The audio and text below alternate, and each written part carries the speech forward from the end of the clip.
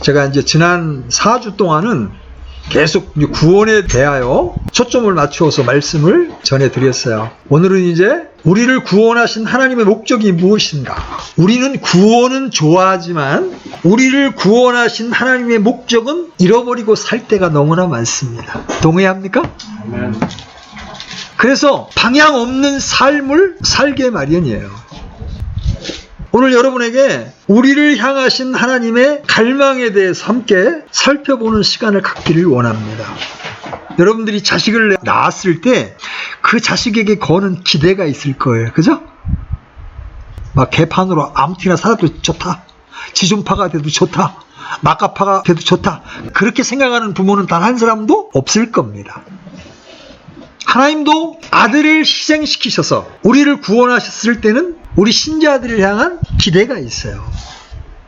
하나님께서 성도들을 향해서 이 구원하신 목적에 대해서 여러 방면으로 말씀해 주고 있어요. 왜 구원해 주셨는가? 무엇 때문에 구원의 은혜를 베풀어 주셨는가? 사람을 창조하신 목적을 말씀해 주신 것과 마찬가지로 구원해 주신 목적을 분명히 말씀하고 계십니다. 우리는 성경을 통해서 주님께서 구원받은 자들을 구원하신 이유를 귀 기울여 듣고 그 목적에 맞는 삶을 살아가야 하는 거예요. 여러분, 이스라엘 백성 생각해 보세요. 이스라엘 백성들을 구원해서 하나님의 규례와 법들을 알려줬습니다. 그렇죠? 모세를 통해서. 그런데 그들이 하나님의 기대와 다르게 우상을 따라가고 죄를 지었을 때 하나님께서 그 백성들을 어떻게 했습니까? 이방 나라의 노예로 팔려가게 하셨어요. 하나님은 우리를 사랑하시지만 우리가 잘못 행할 때 우리를 교정하시기 위해서 때때로 하나님은 냉정한 징계를 하시는 분이에요. 오늘 이 말씀을 여러분들이 들으면서 여러분의 삶의 모습과 하나님이 우리를 구원하신 목적과의 이 괴리를 여러분들이 발견하고 여러분의 생각과 여러분의 삶을 하나님의 말씀 쪽으로 돌이킬 수 있게 되기를 바랍니다. 고집스럽게 하나님의 분명한 말씀 앞에서도 회개하지 않고 my way, 나의 길을 가게 되면 반드시 인생이 고단해집니다. 하나님께서 타치하기 때문에 그래요. 사람은 저마다 자신의 정체성을 알아야 삶의 방향이 생깁니다. 그것처럼 하나님 앞에서 자신의 존재 의미와 목적을 알아야 삶의 방향이 확고해집니다. 하나님, 왜 저를 구원해 주셨나요? 여러분, 이런 질문을 해보신 적 있어요? 죽어서 하늘에 간다. 지옥에 가지 않는다. 영원히 산다. 이런 내세에 관한 이야기가 아니라 현재 몸을 입고 사는 여기에서 구원받은 존재로서 나는 어떠한 의미와 역할을 가지고 살 것인가? 지금 현재 이 땅에서 육신을 입고 사는 동안에 구원받았다는 것이 도대체 무엇을 의미하는가? 어떻게 살아야 하는가? 이런 것들을 말씀을 통해 살펴보려고 하는 거예요. 그래야만 우리가 가야 될 길이 분명하게 보이기 시작합니다. 그래야만 내 삶을 정리할 수 있게 됩니다. 나눠드린 유인물 보시면서 우리를 구원하신 목적 첫 번째, 자 같이 읽어봅니다. 시작. 우리를 구원해 주신 것은 하나님의 은혜의 영광을 찬양하게 하려 하심입니다. 여러분, 에베소 1장 6절 펴보십시오. 1장 6절, 12절, 14절 보겠습니다. 6절 먼저 보겠습니다. 시작. 자신의 은혜의 영광을 찬양하게 하셨느니라. 그 은혜 안에서 그분께서 사랑하시는 자 안에서 우리를 받아주셨으니. 여기 보면 하나님의 계획이 나와요. 하나님이 우리를 거룩하게 하시려고 창세전에 계획하셨다. 그래서 구원받고 나면 찬양이 터져 나오는 거예요. 하나님의 은혜의 영광을 찬양하게 되는 거예요. 자, 12절도 가봐요. 12절. 같이 읽습니다. 시작. 이것은 먼저 그리스도를 신뢰한 우리가 그분의 영광을 찬양하게 하려 하십니다. 예수님이 우리를 위하여 십자가에 피 흘려 돌아가셔서 우리의 모든 죄악들을 영원히 구속해 주셨다. 그래서 6절은 아버지 하나님에 대한 찬양, 12절은 예수 그리스도에 대한 찬양이 나오죠. 자, 14절은 성령에 대한 찬양이 나와요.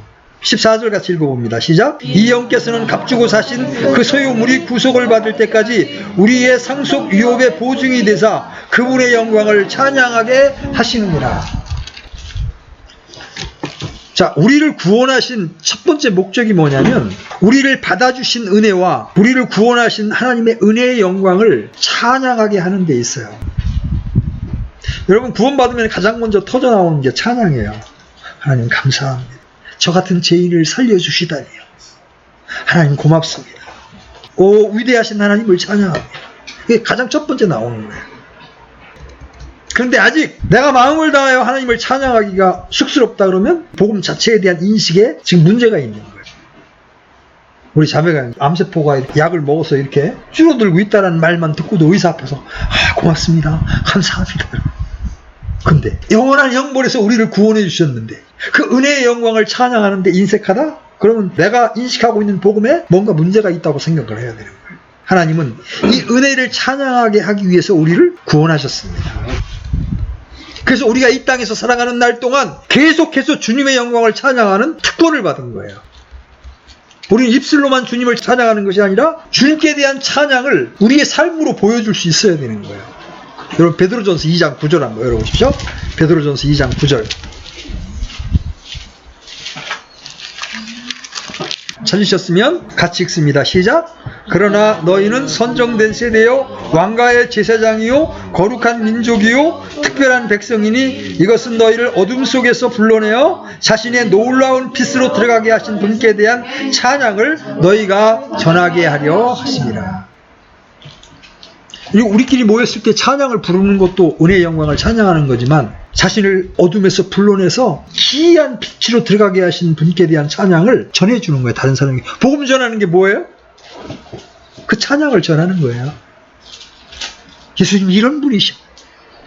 우리를 위해 이런 일을 해놓으셨어. 저는 거리에서 복음을 전할 때가 제일 마음이 뜨거워서요. 믿는 지체들 안에서 찬양을 부르는 것도 좋지만 불신자들, 욕하고 조롱하고 그러는 사람들 앞에서 예수님은 나의 하나님이십니다.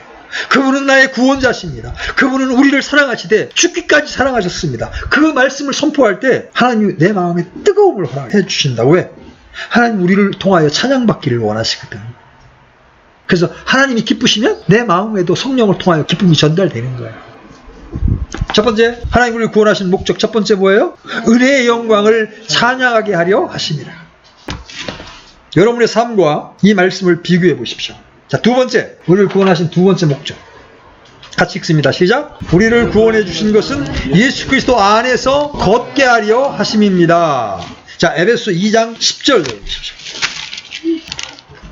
에베소 2장 10절 우리 같이 한번 읽어봅니다. 시작. 우리는 그분의 작품이요 그리스도 예수님 안에서 선한 행위를 하도록 창조된 자들이니라. 하나님께서 그 선한 행위를 미리 정하신 것은 우리가 그 행위 가운데에서 걷게 하려 하심이라. 우리는 선한 일들을 위해 창조되었습니다. 구원받았으니까 내 맘대로 살아도 된다라는 논리는 마귀의 신학이요 교리입니다. 그 전에 좀 빗나간 구원파가 살인해도 죄 없다 이러고 이제 구원의 은혜를 노래했어요. 구원의 은혜를 노래하는 건 좋지만 구원은 은혜로 받았으니 행함은 필요 없다는 말 역시 마귀의 교리예요. 구원받은 목적은 그리스도 예수님 안에서 선한 일들을 하기 위함이에요. 구원받는 데는 믿음만으로 족하지만 구원을 주신 목적은 이제 선한 일들을 하기 위한 거예요. 뭐가 선한 거예요? 주님 안에서 걷는 거예요. 주님의 말씀 안에서 걷는 거예요. 사람으로서 하나님의 뜻대로 살아보도록 하시기 위해서 주님은 우리를 구원하시고 이 땅에 육신을 입은 채 살아가도록 하시는 거예요. 구원받자마자 몸을 변화시켜 주시지 않고 그대로 두신 이유가 뭐예요? 이 몸을 입은 채로 믿음으로 살아보라는 겁니다. 근데 이 몸 안에는 뭐가 있어요? 죄가 있어요. 하나님의 말씀을 대적하고 거역하려고 하는 육신이라고 하는 게 있어요. 그걸 뛰어넘어보고 믿음으로 뛰어넘어서 말씀 안에서 걸어보라고 하나님이 우리를 구원하셨다는 거예요. 나 구원받았네, 너 구원받았네 그러면서 내 마음대로 살아. 오늘날 그리스도인들이 내 마음대로 살아. 세상 사람들과 조금도 차이가 안 나는 모습으로 살아. 하나님을 슬프게 하는 일입니다.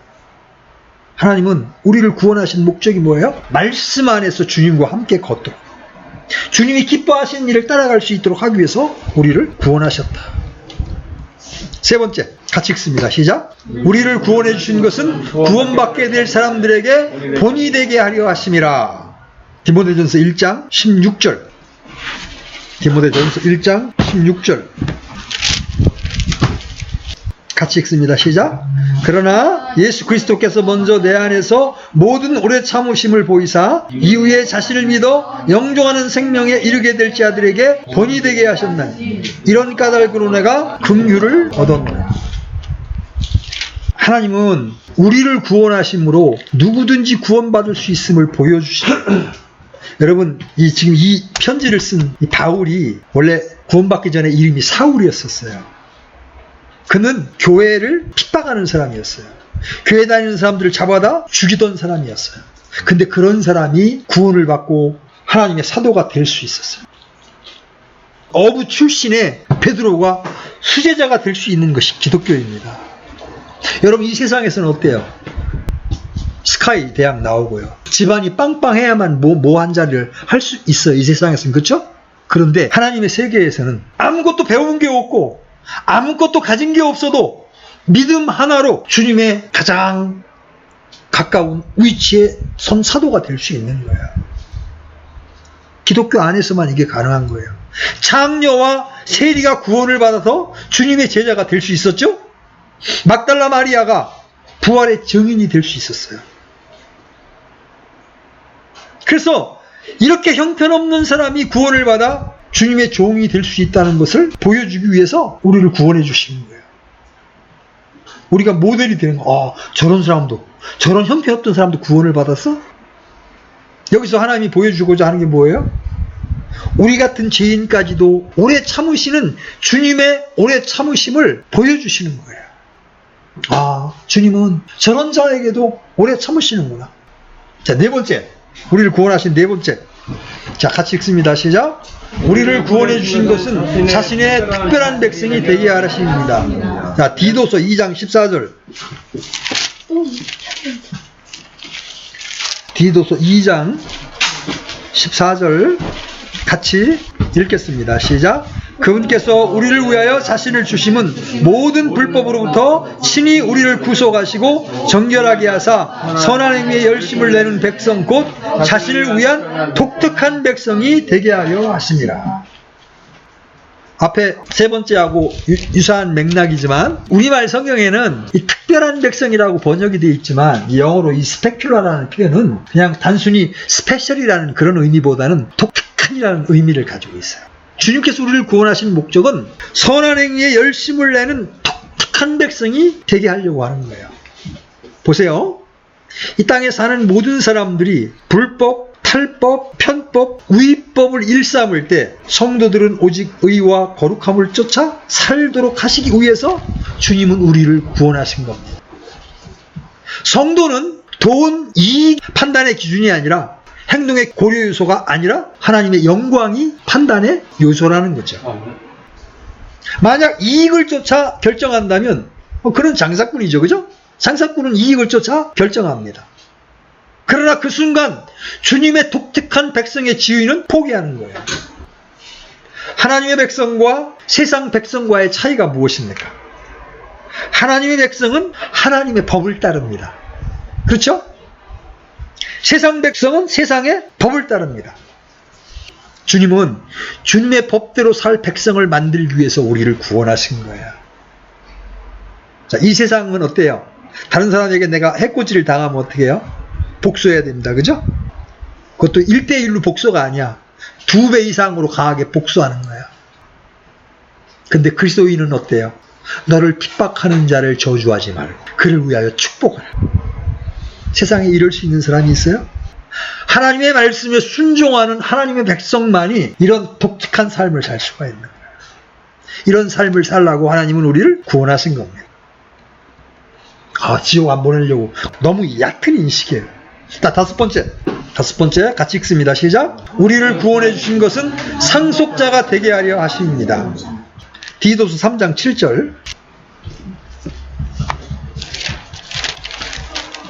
디도서 3장 7절 같이 읽습니다. 시작. 이것은 우리가 그분의 은혜로 의롭게 되어 영원한 생명의 소망에 따라 상속자가 되게 하려 하십니다.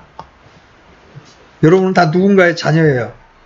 이미 부모님이 다 돌아가신 분들도 있겠지만 누군가의 상속을 받아보았거나 상속을 남길 사람들입니다. 우리가 받을 상속이 많다는 것은 기쁜 일이에요. 자, 종으로 있던 사람이 이제 양자로 입양되면 그 주인의 아들이 되면서 주인의 상속자가 됩니다. 그는 지금까지 일했던 것과는 달리 이제부터 하는 모든 일은 자신에게 돌아오는 게 되는 거예요. 왜? 아들이 되기 때문에. 하나님께서 우리를 자녀 삼으신 것은 우리를 상속자로 삼으셨다는 거예요. 그래서 로마서 8장 17절에 이렇게 말씀하세요. 자녀이면 상속자 곧 하나님의 상속자요 그리스도와 공동 상속자니 우리가 그분과 함께 고난당하는 것은 함께 영광도 받게 하려 하시. 주님은 우리에게 자신의 유업을 상속해 주시려고 우리를 부르셨어요. 여러분, 영원한 멸망으로부터 건져주시는 것도 감사한데 나중에 상속까지 주겠대. 근데 하나님은 우리에게 천년왕국과 영원세계에서 통치할 영역을 상속해 주시겠다고 말씀하셨다. 구원받아야 될 이유가 있잖아요. 그죠? 자, 6번째. 같이 읽습니다. 시작. 우리를 구원해 주신 것은 교회를 이루어 하나님의 신비를 모든 사람들과 하늘의 처소들에 있는 정사들과 권능들에게 알리려 하심입니다. 이 부분은 에베소 3장 9절로 10절을 한번 봐야 돼요.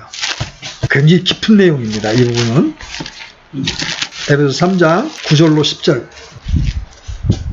자, 같이 읽습니다. 시작. 또 예수 그리스도에 의해 모든 것을 창조하신 하나님 안에 세상이 시작된 이후로 감추어온 이 신비에 참여하는 것이 무엇인지 모든 사람들이 보게 하려 하심이라. 그 목적은 그분께서 이제 교회를 사용하사 하늘의 처소들에 있는 정사들과 권능들에게 하나님의 갖가지 지혜를 알게 하려 하심이라.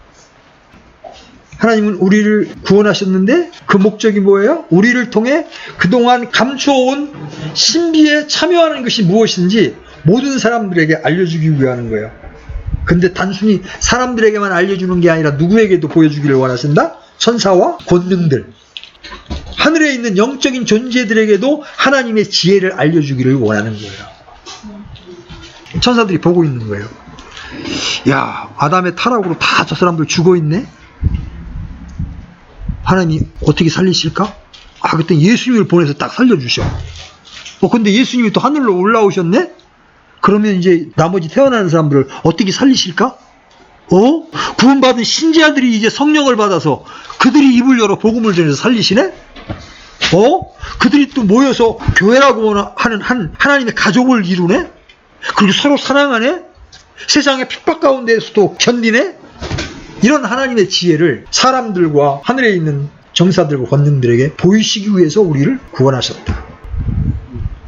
교회를 통해서 하나님의 신비를 선포하는 거예요. 아멘. 그래서 교회는 이 땅에 존재하는 하나님의 위대한 기관이에요. 유일하게. 그래서 마귀가 그냥 두지를 않습니다. 사역자를 타락시키기도 하고요. 교회에 있는 영혼들에게 혼잡한 교리를 집어넣어서 제기를 가지 못하게도 만들고요. 형제자매들 간에 불화를 조성해서 교회가 하나로 연합되지 못하게 역사하기도 하고요. 마귀는 살아있는 인격체로서 끊임없이 우리의 삶 주변에서 역사합니다. 여러분에게 누군가에 대한 판단이 일어났을 때 그게 여러분의 생각이라고 생각하지 마십시오. 여러분에게 마음에 낙심이 생겨서 좌절에 빠졌을 때 그것이 여러분의 생각이라고 판단하지 마십시오. 여러분을 낙심하게 만들고 여러분의 마음이 어둡게 만드는 걸 바로 마귀가 여러분의 마음속에 어떤 생각을 넣어주는 거예요. 그때마다 여러분이 기록된 말씀을 신뢰하고 선포함으로 마귀의 공격을 여러분이 대적해야 돼요. 그래야 마귀가 물러갑니다. 근데 마귀가 주는 걸 붙들어 끌어안고 그래 나 같은 인간이 살았으면 뭐해 이러면서 마귀가 주는 생각을 그대로 끌어안게 되면 낭망하는 거예요. 여러분 가끔가다 자살하는 사람들 있잖아요.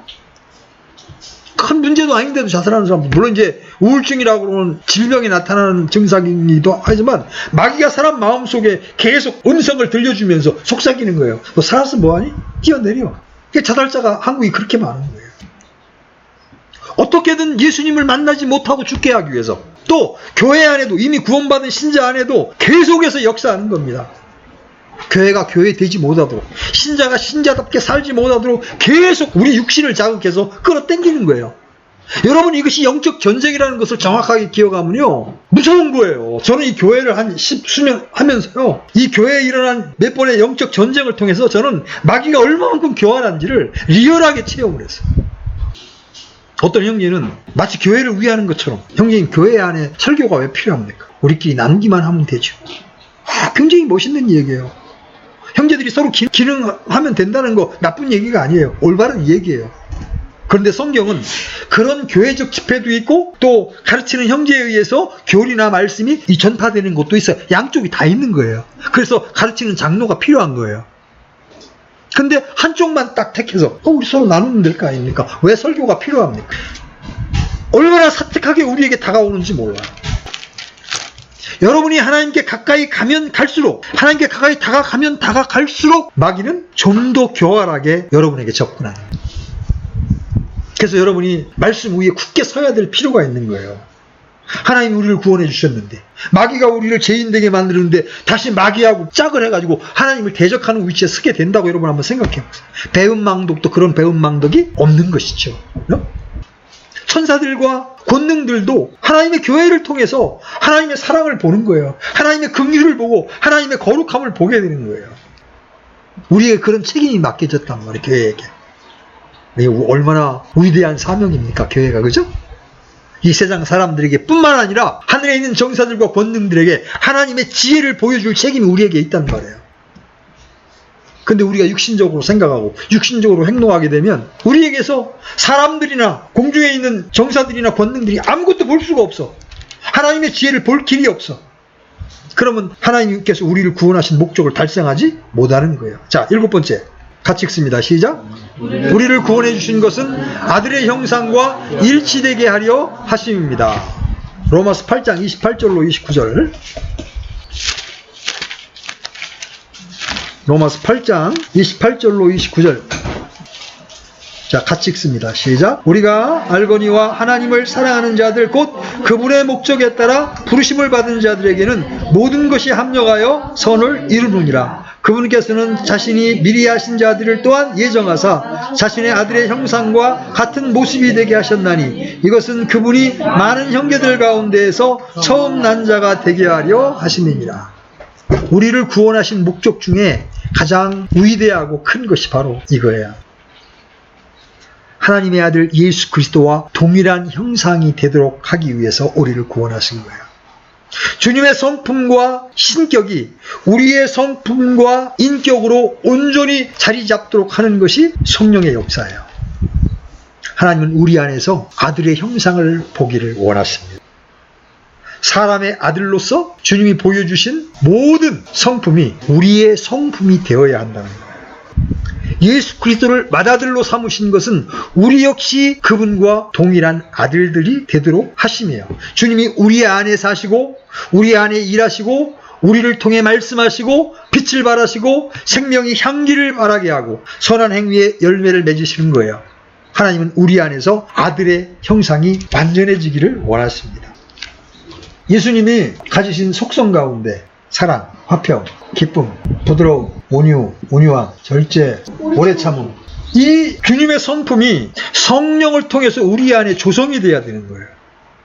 그래서 우리가 세월이 지나면 지날수록 하나님의 아들 예수 그리스도를 닮은 형상으로 나타나게 하기 위해서 우리를 구원하셨다. 그 전에 제가 이제 직장에서 어떤 사람에게 이제 이런 얘기를 한번 해주니까 저는요 그냥 천국에 갈 수 있는 걸로 만족합니다. 더 이상 깊이 알기를 원치 않습니다. 성경에 있는 내용 뭐 깊이 알고 싶지 않다. 자기는 지옥 안 가는 걸로 족하기 때문에 이런 거 알고 싶지 않다. 그런데 하나님께서 우리를 구원하신 목적은 뭐였어요? 예수 그리스도를 닮게 만들려고. 나중에는 우리 몸의 변화를 통해서까지 우리 몸을 예수님과 닮은 모습으로 바꾸십니다. 33세 된 젊은 몸으로 우리가 영적인 몸으로 변화되게 됩니다.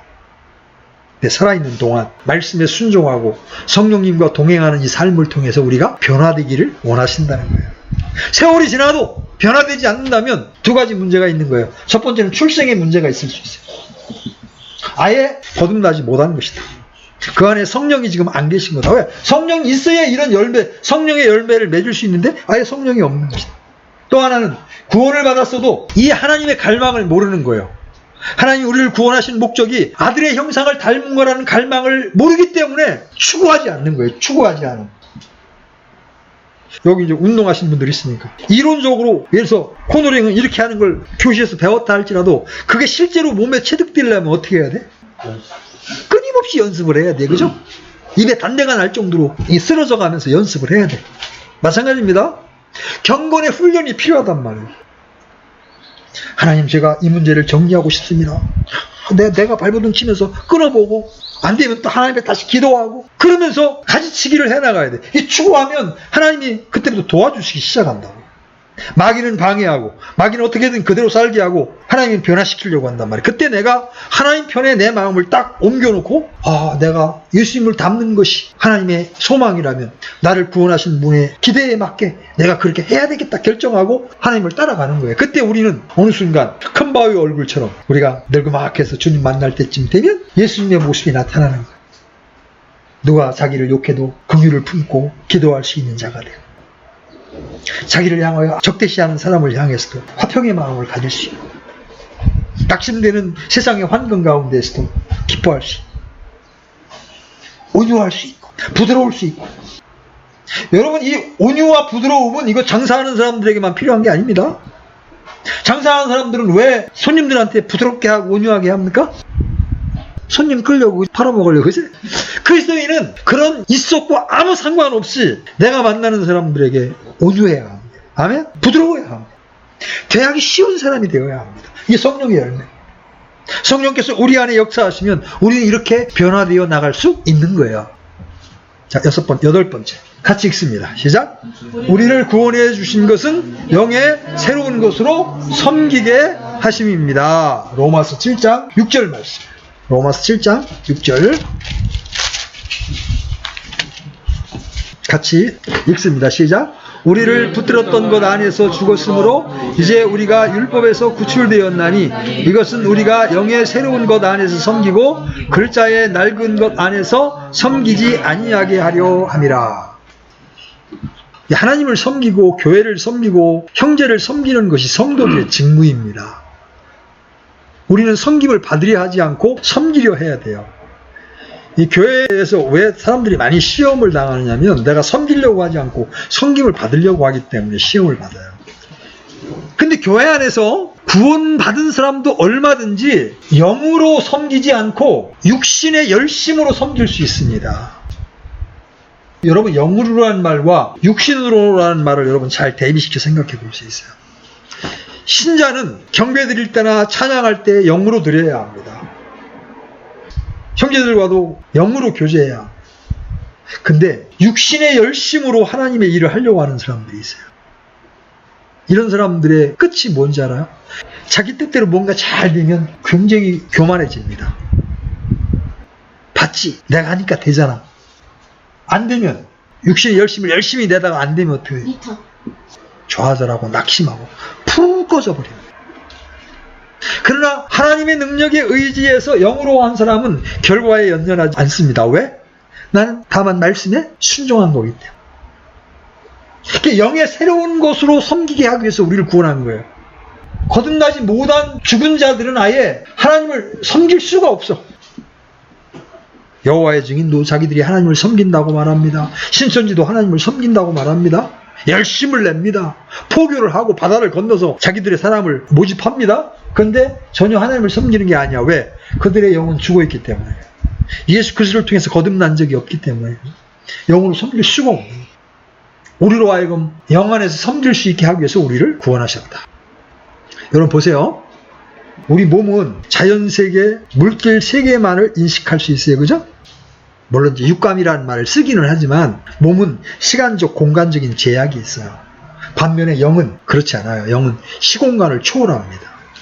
우리의 영은 셋째 하늘에 계신 하나님 앞에 기도를 통하여 매 순간 나아갈 수 있습니다. 영이 주님께 받은 것을 혼에게 전달하면 이 혼이 지각의 열매를 맺게 되는 거예요. 마찬가지로 몸의 감각을 통해 들어오는 것을 혼에게 전달하면 또 지각의 열매를 맺게 되는 거예요. 그래서 우리의 혼은 영을 통해서 알고 몸을 통해서 세상과 하나님을 알게 되는 거예요. 그런데 하나님을 섬길 때는 우리 몸으로 섬기지만 무엇을 통해서? 영을 통해. 하나님의 말씀을 통해서 혼의 지각의 열매를 맺은 것으로 몸이 복종해야 되는 거예요. 근데 하나님께로부터 받은 게 하나도 없어. 하나님과 교제가 없으니까. 말씀을 읽지도 않고 듣지도 않고 교제가 없으니까 내 생각으로만 내 몸을 지배해서 섬기면 이건 영으로 섬기는 게 아니에요. 육신으로 섬기는 거예요. 자, 9번째. 우리를 구원하신 목적 9번째. 같이 읽습니다. 시작. 열매를 맺게 하려 하심입니다. 로마서 7장 4절. 로마서 7장 4절. 같이 읽습니다. 시작. 그러므로 내 형제들아 너희도 그리스도의 몸으로 말미암아 율법에 대하여 이것은 너희가 다른 분 곧 죽은 자들로부터 일으켜주신 분과 결혼하게 하려 함이요 또 우리가 하나님께 이르는 열매를 맺게 하려 하심이라. 여기 보면 결혼에 대한 얘기가 나오죠. 그죠? 이 건강한 남자와 건강한 여자가 결혼을 하면 태 열매가 맺힌다고. 그죠? 여기 승윤이, 승찬이, 재인이, 재우, 주원이, 주연이 다 태 열매예요. 그죠? 예수님이 우리 안에 들으시고 예수님과 우리가 연합하면 반드시 뭐가 맺혀야 돼? 열매를 맺어야 돼. 우리가 열매를 맺어야 주님은 영광을 받으십니다. 결혼했는데 10년이 지나고 20년이 지나도 태 열매를 안 맺는다. 여러분 얼마나 답답한 노릇이에요. 그죠? 물론 본인이 이제 뭐 애를 안 낳겠다 그러면 대책이 없는 게. 자, 보세요. 감사, 찬양도 입술의 열매예요. 여러분 히브리서에 보면 찬양이 입술의 열매라는 표현이 나와요. 주님이 우리 안에 들으셔서 우리와 연합하면 우리 입술을 통해서 찬양의 열매가 나오는 거예요. 기도 역시 열매입니다. 기도도 열매예요.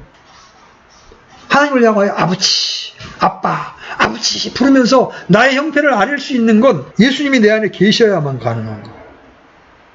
구제도 열매입니다. 어려운 지체들과 물질을 나누는 것도 이게 열매예요. 하나님이 기뻐하시는 열매예요. 아까 얘기한 성령의 9가지 열매가 있죠? 그것도 열매예요. 하나님이 우리 안에서 맺으신 열매예요. 그 열매가 가득한 것이 주님께 영광을 돌리는 것이고 주님을 찬양하는 거예요. 보험서에 보면 열매 없는 나무가 찍혀 불에 던지운다고 말씀드리죠. 열매 없는 성도의 일생은 불 속에 던져지는 나무처럼 쓸모가 없는 겁니다. 여러분 과일 나무인 줄 알고 심어놨는데 여러분이 과수원을 샀는데 그 나무가 1년이 지나고 2년이 지나도 열매가 하나도 안 맺히면 여러분 그 나무를 그냥 두겠어요? 그냥 잘라서 아궁이에 넣겠어요? 여러분이 한번 생각해 보세요. 주님이 우리를 구원하신 목적은 열매 맺게 하기 위해서예요. 자, 요한복음 15장 16절 가시죠. 요한복음 15장 16절. 요한복음 15장 16절. 자, 같이 한번 읽습니다. 시작. 너희가 나를 택하지 아니하고 내가 너희를 택하여 세웠나니 이것은 너희가 가서 열매를 맺게 하고 또 너희가 열매가 남아있게 하려 하며 또 너희가 내 이름으로 아버지께 무엇을 구하든지 그분께서 그것을 너희에게 주려 하심이라. 우리는 스스로 열매 맺을 수가 없어요. 그분과 연합했을 때 열매를 맺을 수 있어요. 그래서 하나님을 신뢰하고 그분께 내 인생을 맡기면서 열매 맺기를 소원해야 합니다. 하나님, 제가 열매가 없습니다. 그렇지만 저도 열매 맺기를 원합니다. 하나님, 제게 열매 맺을 수 있는 자양분을 공급해 주십시오. 열매가 없으면 나무를 찍어서 불에 던지는 것처럼 나중에 우리가 그리스도의 심판석 앞에 섰을 때 우리의 일생을 쭉 불에다 넣어서 우리가 하나님을 섬긴 것 열매가 없으면 다 불에 호록 다 타버리는 거예요. 자, 마지막 10번째. 같이 읽습니다. 시작. 본을 보이심으로 따라오게 하려 하심입니다. 자, 주님께서 우리를 구원하신 것은 자신의 본을 따라오게 하시기 위함이에요. 베드로전서 2장 21절. 베드로전서 2장 21절. 자, 같이 읽습니다. 시작. 참으로 너희가 심지어 그 일을 위해 부르심을 받았나니 그리스도께서도 우리를 위해 고난을 당하심으로 우리에게 본을 남기사 너희가 자신의 발자취를 따라오게 하셨느니라. 주님은 모든 면에서 우리의 본이시죠? 그런데 주님처럼 살려면 뭐가 따라요? 고난이 따라요. 그래서 사람들이 주님의 본을 따라 살려고 하지 않는 거예요. 그러나 여러분 기억하십시오. 그리스도와 함께 고난을 받으면 영광도 함께 받는 겁니다. 자, 오늘 이렇게 해서 하나님이 우리를 구원하신 목적을 여러 가지 방면으로 살펴봤어요. 가장 중요한 몇 가지만 다시 정리합니다. 하나님은 은혜의 영광을 찬양 받으시려고 우리를 구원하셨습니다. 그 다음에 하나님의 뜻대로 살게 하기 위해서, 그리스도와 함께 걷게 하기 위해서 우리를 구원하셨어요.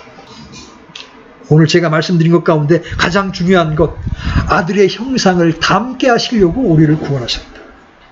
우리가 마귀의 형상을 닮은 자들이었는데 우리를 구원하셔서 우리의 인격을 예수님을 닮은 모습으로, 나중에 주님 재림에 오시면 우리의 몸도 예수님을 닮은 모습으로 우리를 변화시키려고 우리를 구원하신 거예요.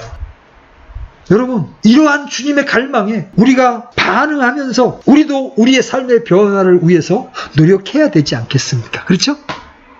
주님이 기뻐하시는 그 삶을 위하여 분투해야 하지 않겠습니까?